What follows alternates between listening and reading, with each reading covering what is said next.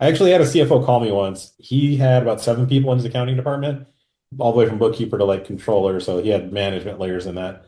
I was like, hey, is somebody going on maternity leave and you need like some help or somebody's sick? Or, like, why are we here? And this guy was really progressive in this sense. He basically wanted somebody to sit down with everybody on his team, ask them what was broken in the things that they did, and then he wanted their feedback, which this was bold, what they didn't like about their job, the process and the way it was going. They were allowed to complain to me about their job, which again, bold.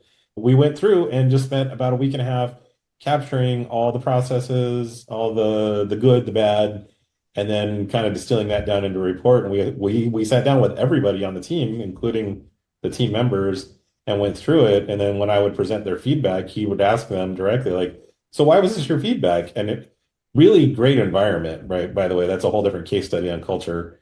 That was what we did was we basically sat down and went through and created a roadmap of here's what's broken and here's what you can improve. Here's the things that are working fine, you don't need to worry about. But I find that to be very rare that somebody's that proactive about the processes they have, and then where they're going. The backstory that I didn't have at the time was the company was looking at acquiring 2 other competitors and basically not quite tripling the size of what they were doing, but they didn't want to bring on all the overhead of the other companies. So he wanted to know where it was going to break in his company, if he added, Yeah, they tripled. Right. yeah. Smart. And that from an accounting perspective wouldn't be triple, but it would be a significant increase. And so most people would just figure that out on the fly as the transactions happened, right? And then tell the team to deal with it and like, oh, okay, you'd ask the controller, what do you need? Like, who do I need to go hire? And instead, he was trying to be proactive and figure out like, let's hire that talent now while it's calm and we have time to train them.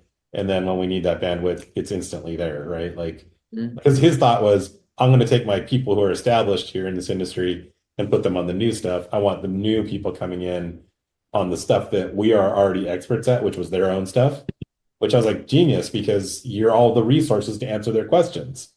Like the new stuff is the stuff you have to figure out, right? So where do you want to have people asking questions more often than not? On the stuff you already know the answers to, right?